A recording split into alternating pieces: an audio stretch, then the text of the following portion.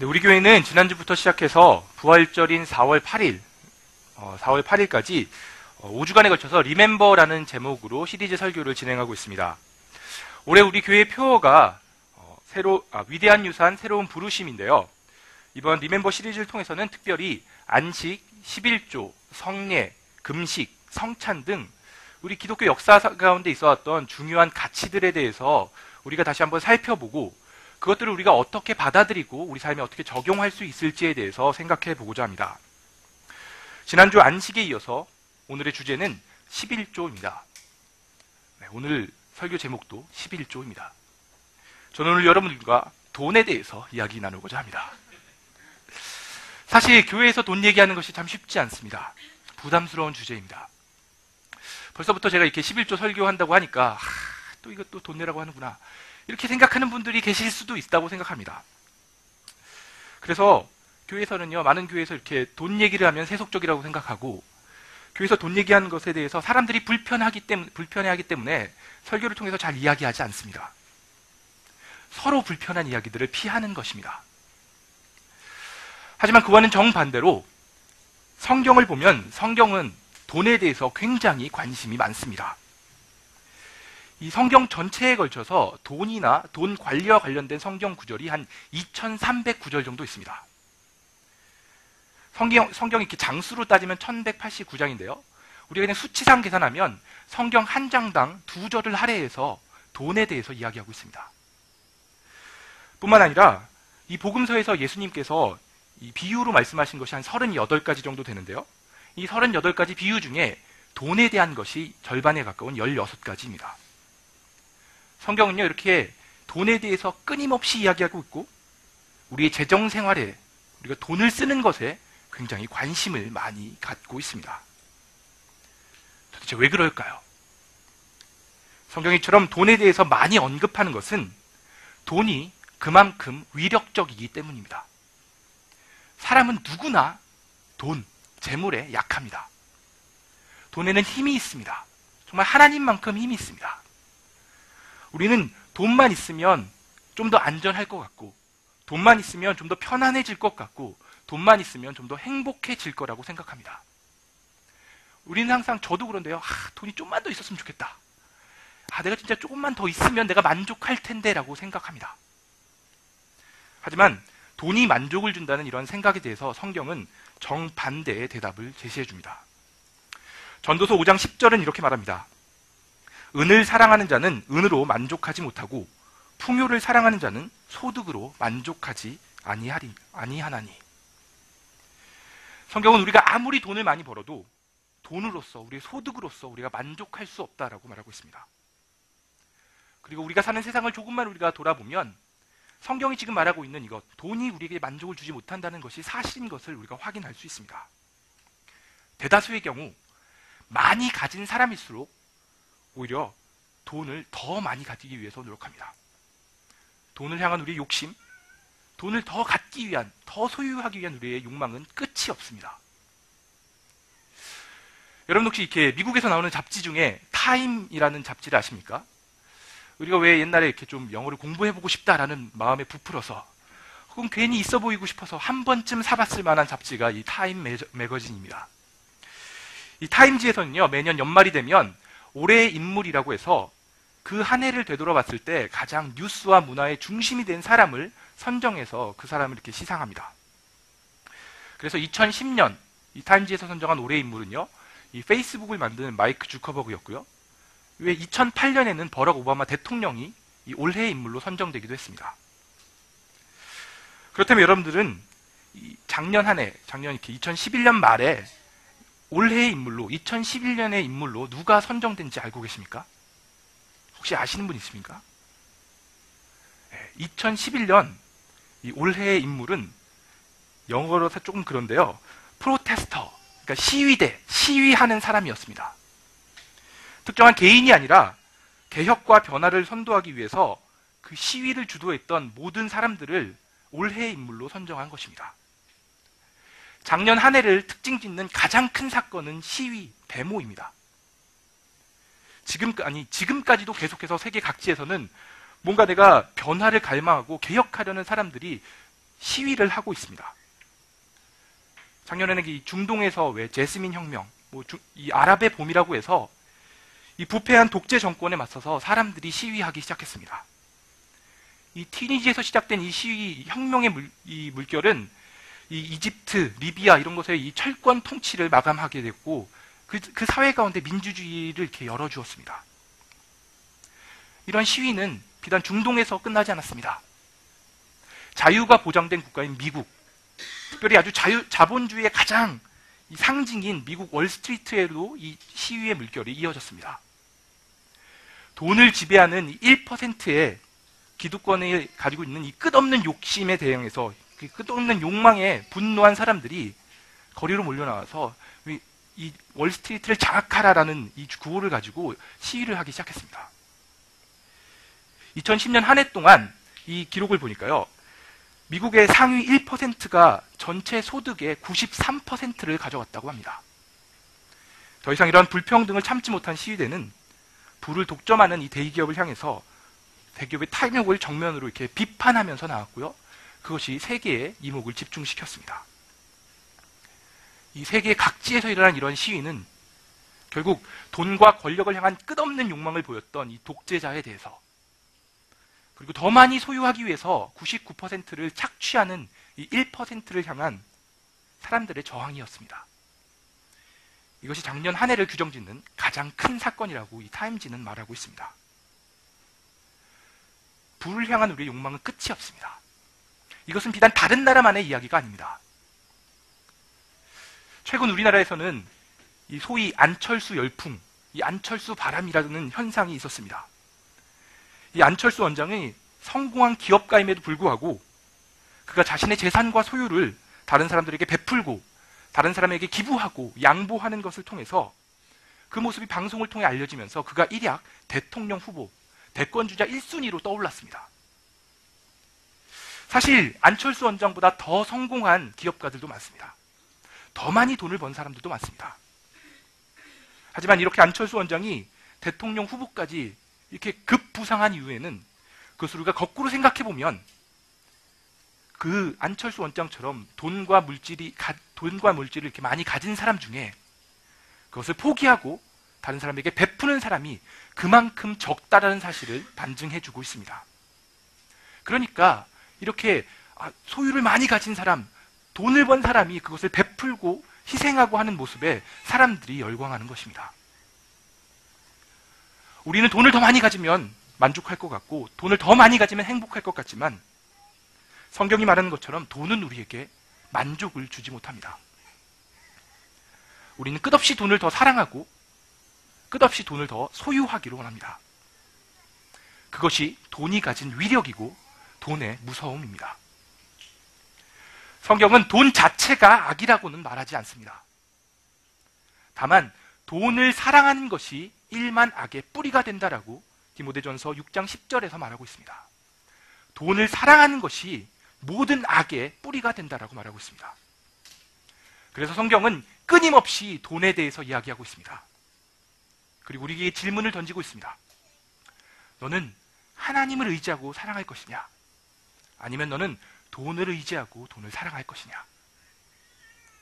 여러분은 어떻습니까? 여러분은 지금 하나님을 의지하고 하나님을 사랑하고 계십니까? 아니면 돈을 의지하고 돈을 사랑하고 계십니까? 저는 여러분에게 지금 이 돈이 악한 것이고 하나님을 사랑하기 위해서 이 돈을 버려야 된다, 무소유가 진리다, 이런 것을 이야기하는 것이 아닙니다. 우리 삶에서 돈은 정말 중요한 것입니다. 하나님은 결코 우리가 막 돈이 없어서 힘들어하고 다른 사람에게 빚지고 사는 것을 기뻐하지 않으십니다. 다만 우리는 돈이 우리 삶에 미치는 영향이 얼마나 큰지를 알아야 합니다. 또한 돈에 대해서 성경이 뭐라고 이야기하고 있고 어떻게 해야 우리가 돈을 의지하지 않고 하나님을 의지하고 하나님을 사랑할 수 있는지에 대해서 반드시 알아야 합니다. 성경이 말하는 돈에 대한 가장 중요한 태도는 내게 있는 재산, 내가 갖고 있는 것이 하나님으로부터 온 것임을 기억하라는 것입니다. 신명기 8장 18절은 이렇게 말합니다. 내 하나님 여호와를 기억하라. 그가 내게 재물을 얻을 능력을 주셨습니다.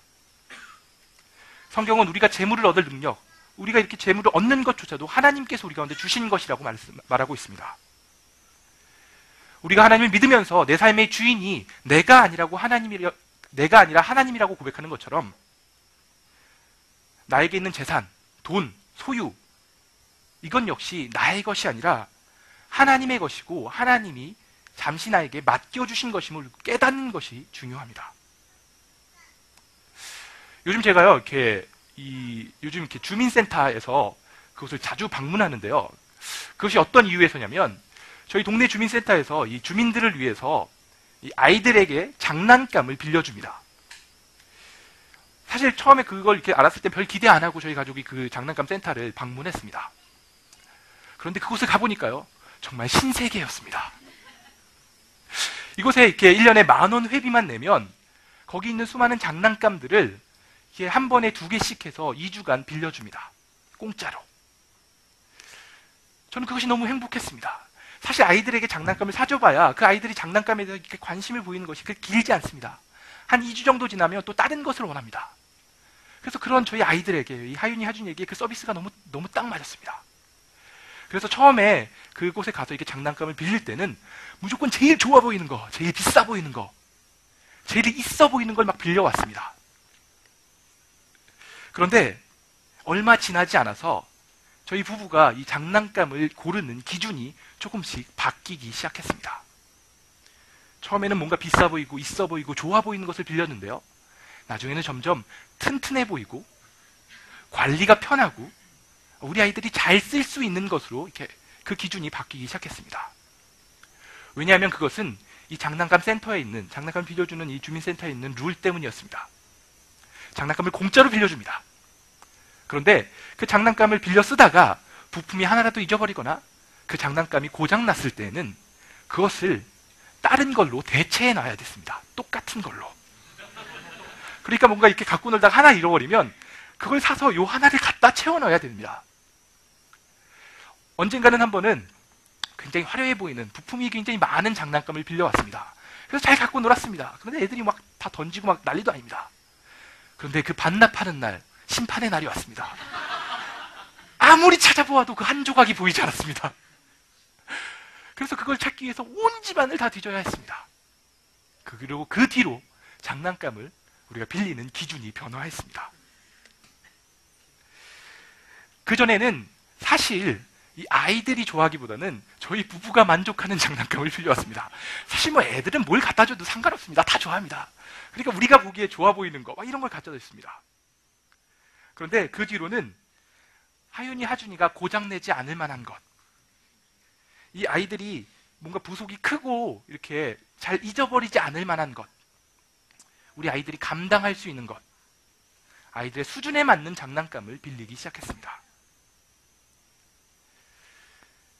그 장난감이 내 것이 아니라 내가 잠시 빌린 것이고 그것을 내가 다시 돌려줘야 되고 그것에 대해서 책임을 물어야 한다는 생각 때문에 그것을 함부로 빌리고 함부로 쓰지 않게 되었습니다. 그 장난감을 고르고 그 장난감을 사용하는 데 대해서 책임감을 갖기 시작했습니다.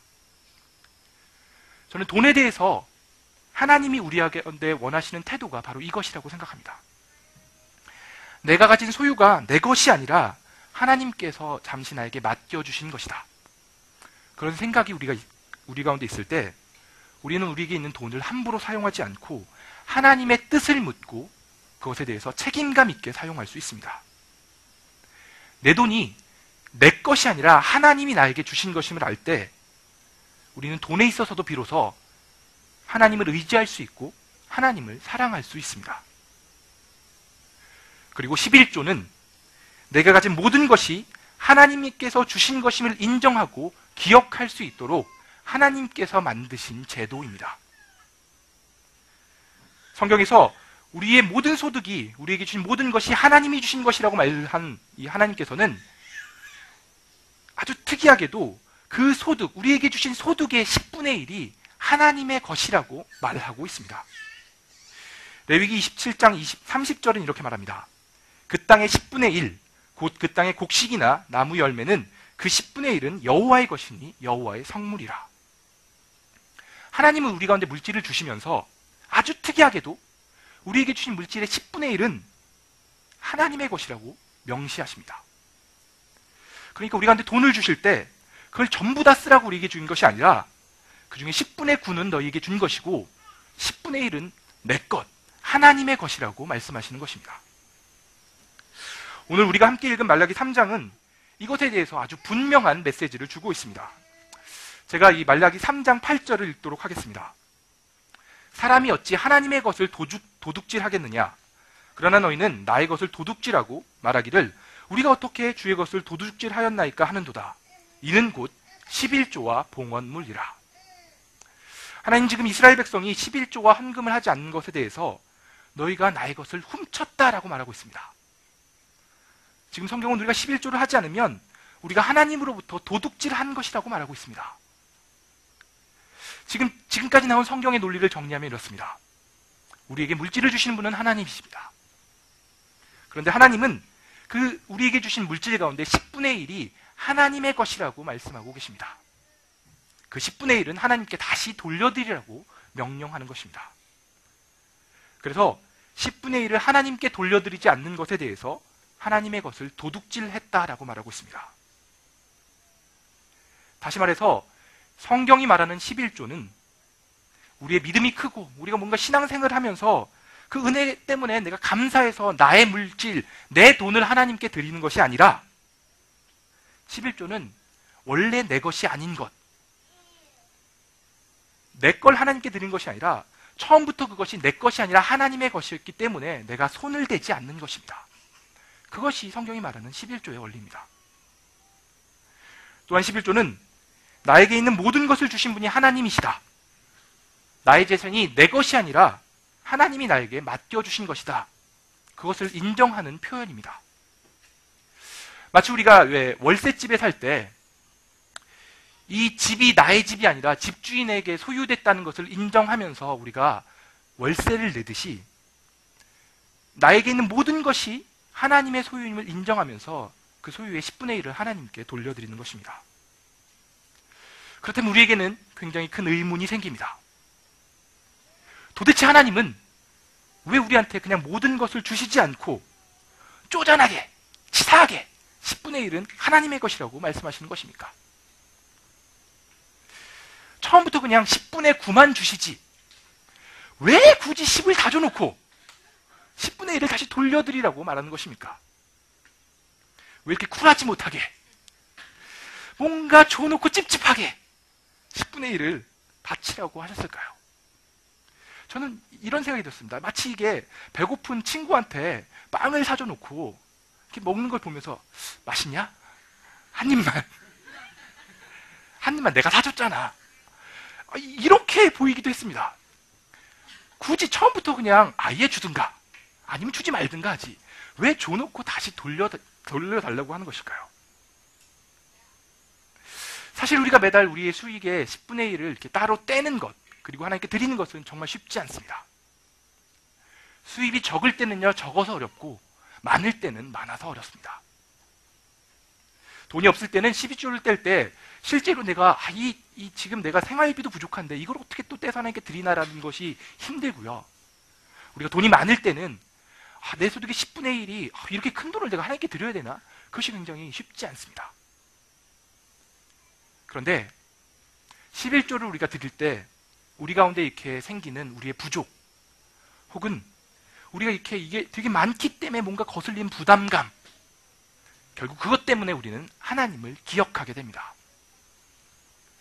제가 대학교를 다닐 때 이 영어 회화학원을 한번 다닌 적이 있습니다. 처음에 시작할 때는요 진짜 내가 영어 공부를 해야겠다라는 이 절실한 마음에서 시작하게 되었습니다. 근데 학원을 등록하기 위해서 갔더니요 학원에서 굉장히 달콤한 제의를 했습니다. 한 달씩 끊지 말고 6달을 한꺼번에 끊으면 3달을 무료로 주겠다. 그 말에 혹했습니다. 근데 내가 어차피 열심히 할 건데 내가 그렇게 그냥 쭉 끊어놓고 꾸준히 이렇게 해야겠다. 그런데요 처음에는 진짜 제가 영어 공부를 열심히 하겠다는 이 마음 때문에 순수한 동기 때문에 다녔습니다. 근데 그 마음이 채 보름이 가지 않더라고요. 그 다음부터는 내가 이 9달치 학원비를 냈는데 내 돈이 아까워서 내가 다녀야겠다라는 생각으로 다녔습니다. 근데 그 마음은 채 한 달을 가지 않았습니다. 그래서요, 제가요, 그 신촌에 있는 키세스 영어학원이라는 학원인데요. 아직도 이름이 너무 이렇게 기억에 납니다. 제가 총 9달치 돈을 내놓고 한 달 반 다녔습니다. 그래서 그때의 뼈저린 기억 때문에, 그 경험 때문에 저는 학원이든 헬스든 사우나든 뭐든지 간에 6개월 끊으면 싸게 해준다, 3개월 끊으면 싸게 해준다, 이렇게 2달만 끊어도 할인해준다. 절대 그런 유혹에 넘어가지 않습니다. 헬스장 3달 끊으면 15만 원인데 한 달씩 다니면 10만 원이다. 그래도 저는 10만 원을 내고 다닙니다. 왜냐면 제가 저를 알기 때문입니다. 그래야 그 돈을 낼 때 내가 그 돈이 아깝고 그 돈을 낼 때 다시 내가 잘 해봐야지라고 기억하게 됩니다. 저는 11조에 하나님의 이런 원리가 담기지 않았나 이런 생각을 해보게 됩니다. 하나님은 우리가 얼마나 쉽게 하나님을 잊어버리는지를 잘 알고 계셨습니다. 우리가 얼마나 약한지, 또 우리가 얼마나 악한지를 하나님은 너무나 잘 알고 계셨습니다. 그래서 하나님은 우리 수준에 딱 맞는 방법을 만드셨습니다. 너희 물질의 10분의 1을 나에게 바쳐라. 그리고 내가 그 물질의 주인임을 기억하여라. 하나님은 우리를 너무나 잘 알고 계십니다. 우리가 얼마나 쉽게 돈과 사랑에 빠지는지를 하나님은 알고 계셨습니다. 누가복음 12장 34절은 이렇게 말합니다. 너희 재물이 있는 곳에 너희 마음도 있을 것이다. 우리의 돈이 있는 곳에 우리의 마음이 있습니다.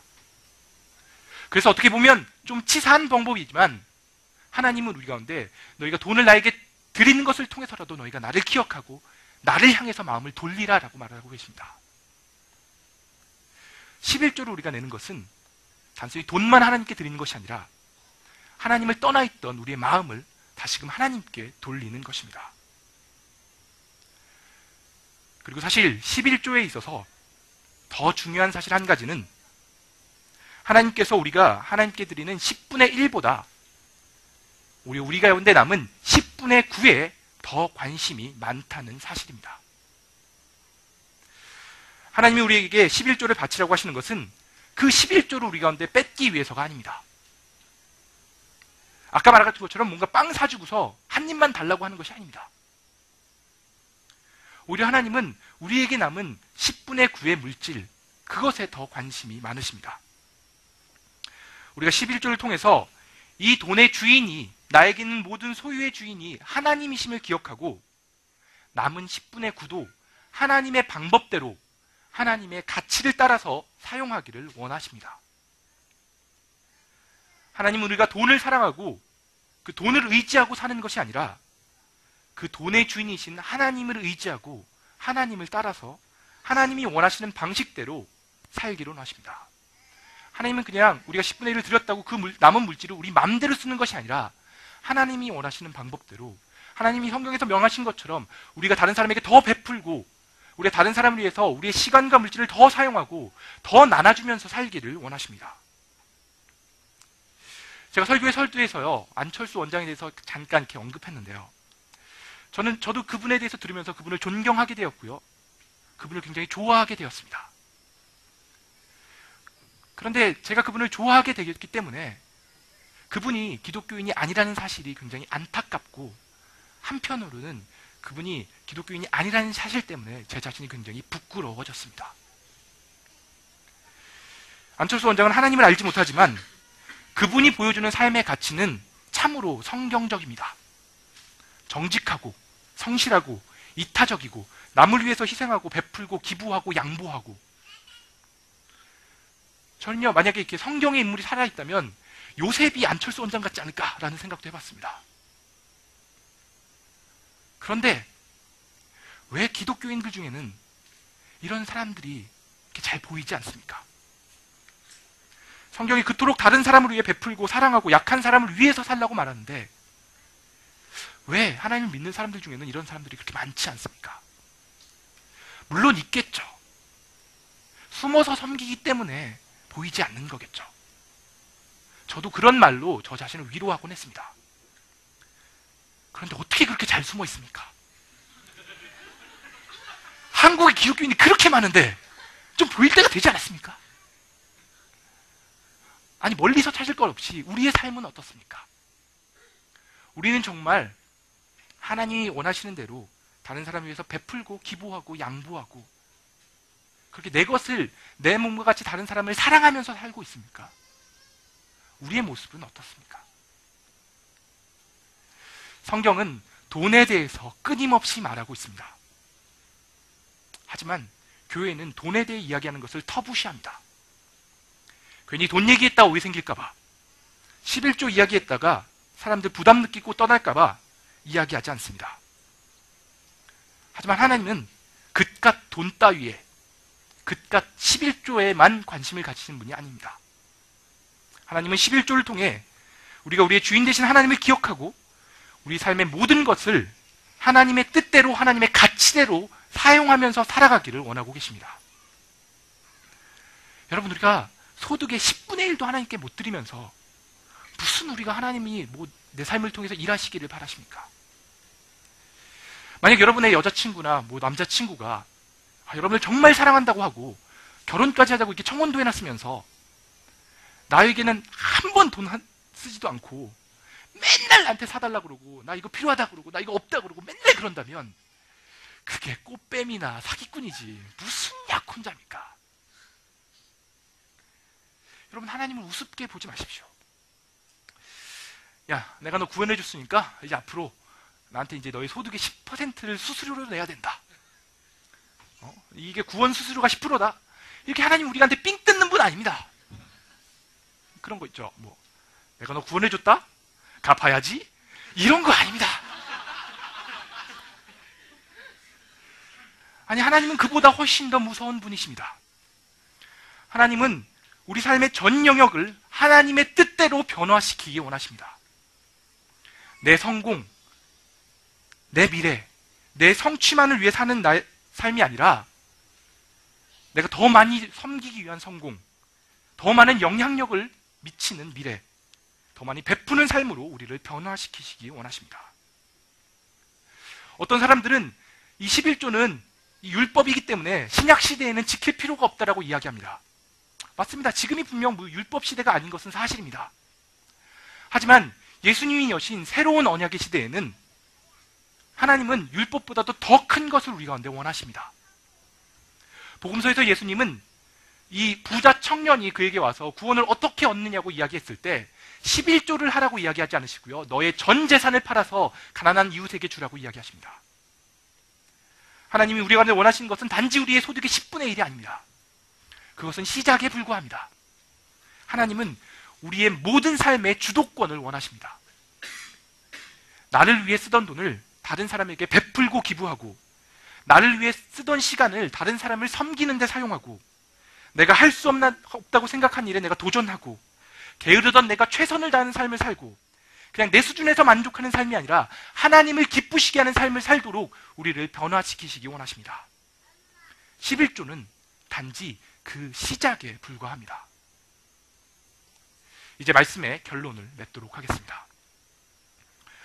오늘 우리가 읽은 본문 말라기 3장 10절에서 12절에서 하나님은 11조와 관련된 굉장히 흥미로운 제안을 우리 가운데 하고 계십니다.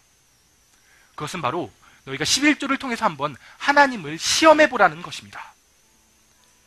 제가 말라기 3장 10절에서 12절을 읽어보도록 하겠습니다. 만군의 여호와가 이르노라. 너희의 온전한 11조를 창고에 들여 나의 집에 양식이 있게 하고 그곳으로 나를 시험하여 내가 하늘 문을 열어 너희에게 복을 쌓을 곳이 없도록 붙지 않으냐 하나 보라. 만군의 여호와가 이르노라. 내가 너희를 위하여 메뚜기를 금하여 너희 토지 소산을 먹어 없애지 못하게 하며 너희 밭의 포도 열매가 기한 전에 떨어지지 않게 하리니 너희 땅이 아름다워짐으로 모든 이방인들이 너를 복되다 하리라. 만군의 여호와의 말이니라. 하나님 지금 11조를 통해서 하나님을 한번 시험해보라고 말씀하고 계십니다. 성경에서 유일하게 하나님을 시험해보라고 한 구절이 오늘 말씀에 있는 이 구절입니다. 하나님, 우리가 온전한 11조를 할 때 하나님이 하늘의 복을 넘치도록 붙는지 안 붙는지 한번 확인해 보라라고 말씀하고 계십니다. 심지어 구체적인 약속도 하십니다. 내가 메뚜기를 막아서 너희 곡식이 안전하게 지킬 것이고, 포도 열매가 익기 전에 떨어지지 않도록 내가 그것을 보호할 것이고, 내가 너희 주변에 있는 모든 사람들이 아, 이 사람이 정말 하나님의 복을 받고 있구나를 알게 할 것이다. 이렇게 말씀하고 계십니다. 저는 여러분께 지금 여기서 11조를 하면 당장 여러분들이 직업이 없는 백수가 취업을 하게 되고, 각종 고시에 보는 족족 붙게 되고, 갑자기 직장에서 승진하게 되고, 수입이 2배로 증가하고, 오늘 교회에 나가서 이렇게 밖에 나가는 순간 5만 원짜리 막 줍게 되고, 이런 사기를 여러분들에게 치고자 하는 것이 아닙니다. 하지만 하나님은 오늘 분명 약속하고 계십니다. 내가 하늘의 복을 너에게 부을 것이다라고, 시험해보라라고 약속하고 계십니다. 여러분, 그것이 좀 궁금하지 않으십니까? 도대체 하나님이 넘치도록 부으시는 복이 무엇인지 경험해보고 싶지 않으십니까? 그럼 하나님이 시키신 대로 한번 하나님을 시험해 보십시오. 저는요, 이번 주에 이렇게 11조에 대한 설교를 준비하면서 11조와 관련된 여러 가지 자료를 한번 찾아봤습니다. 과거 우리 조상들, 믿음의 선배들이 어떻게 11조에 대해서 가르쳤는지도 살펴봤고요. 해외에 있는 다른 유명한 교회들이 11조에 대해서 어떻게 말하고 있는지에 대해서도 찾아봤습니다. 그러던 중 정말로 저의 눈길을 끈 교회가 하나 있었습니다. 그것은 미국 오클라호마주에 있는 라이프 처치라는 교회입니다. 이 교회는 2007년 미국에서 가장 영향력 있는 교회 5위, 가장 혁신적인 교회 1위로 뽑힌 굉장히 이렇게 능력 있는 교회입니다. 제가 개인적으로 이 교회를 굉장히 좋아합니다. 그런데 이 교회에서 이렇게 설교를 찾아 듣고 홈페이지를 이렇게 살펴보다가 굉장히 놀라운 것을 하나 발견했습니다. 이 교회 홈페이지에 가보니까요, 기빙이라고 해서 온라인으로 헌금할 수 있는 이렇게 페이지가 있었습니다. 야, 이게 뭐지 싶어서 딱 들어갔습니다. 그랬더니 거기에 아주 이렇게 잘 보이도록 배너가 하나 있었습니다. 거기 이렇게 쓰였습니다. 3month tithe challenge라고 써 있었습니다. 3개월간의 11조 도전입니다. 야, 이게 뭐냐 싶어서 이렇게 들어가봤습니다.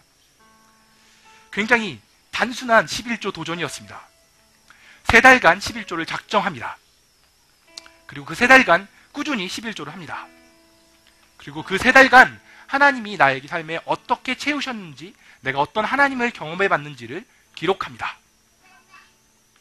만약 하나님이 내 삶에 하신 일이 없다면 그 3개월치 11조를 교회에서 환불해 줍니다.